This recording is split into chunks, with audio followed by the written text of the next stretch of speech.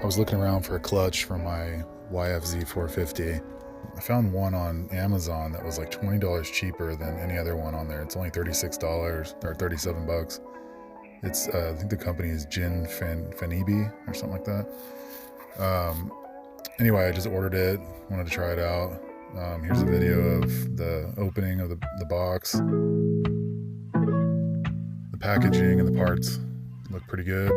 Look like any other clutch I've seen.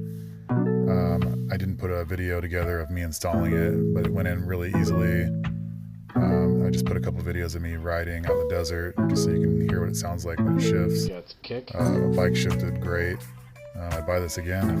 If I need another clutch, I'll get it again. As far as long term, I don't know. I only go out a couple times a year, so not that big of a deal. Plus, it's only $37, so if I need another one, I'll just buy it again.